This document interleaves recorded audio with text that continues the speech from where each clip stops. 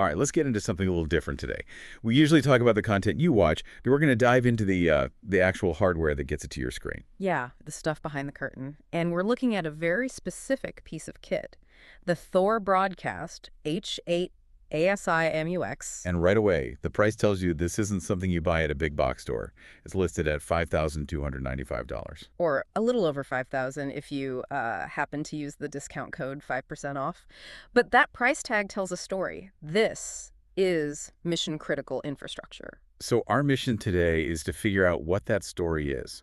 Why does this box cost so much? What does it, do? In the simplest terms, think of it as a traffic cop for digital TV. It takes 8 completely separate video feeds. These are the ASI inputs, right? Exactly. 8 ASI inputs. It takes all of them and intelligently combines them into one single unified data stream, what we call an MPTS, a multi-program transport stream. And the scale of that is, well, it's huge. Yeah. Each of those 8 streams can be pushing up to 216 megabits per second. It's an avalanche of data. And the box doesn't just combine it, it processes it and then sends it out through 2 identical outputs. Ah, for redundancy. So if one fails, the broadcast doesn't go down. Mm-hmm. That's a must-have feature at this level. Okay, but here's where I think the deep dive really begins. Hmm. It's not just about, gluing 8 streams together. There has to be some intelligence there. There is. And it solves a massive problem. I mean, think about it. If you have 8 sources coming in, how do you keep track of all the individual shows inside them? Right, yeah. It all comes down to addressing and timing.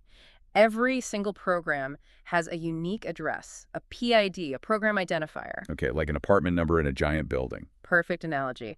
Now, if you merge 8 different apartment buildings, you're going to have 8 apartments numbered 101. It's chaos. Your mail goes to the wrong place. Yeah. Or your TV gets the wrong show. Exactly. So this unit's big brain allows it to remap PIDs. It goes through and gives every single program a new, unique address so the final stream is clean and understandable. That makes a ton of sense. It's cleaning up the address book. What about filtering? Say one of those feeds has 10 channels, but I only want to broadcast 3 of them. Yep, it does that too. That's called service filtering, or what the spec calls dropping programs. But honestly, the most critical function is probably timing. Getting the audio and video to sync up. Precisely. It performs PCR correction. That's program clock reference. If the clocks of these 8 streams are off by even a tiny fraction of a second, you get lip sync issues, jitter. It's a disaster. And a meaty channel changer for the viewer. Oh, absolutely. This device constantly adjusts and synchronizes the timing across everything, ensuring the final output is rock solid. So it's a traffic cop, an address book, and a conductor, all in one. Mm-hmm. But what about the information about the shows? The stuff you see on your program guide? It handles that too. It lets you edit and even auto-generate the PSISI tables. That's the stream's master list of what's what. It also injects the electronic programming guide, the EPG data. And I'm guessing the really important part for business, who gets to watch.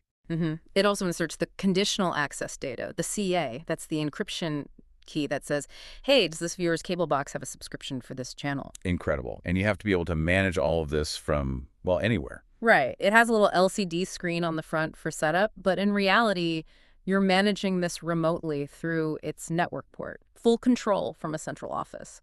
So to bring it all home for you, what we've seen with this H-8ASI-MUX is that it's so much more than a simple combiner. It's a highly specialized editor and quality control machine for digital video. Yeah, at the end of the day, it's about deep, granular control. Which brings up, I think, a really interesting final thought. Go for it. We've just talked about the complexity of managing 8 streams. Think about how many layers of this kind of automated intelligence are needed just to manage the metadata, the PIDs, the timing, the EPG, the encryption for one single digital channel that you watch at home. The complexity is just staggering.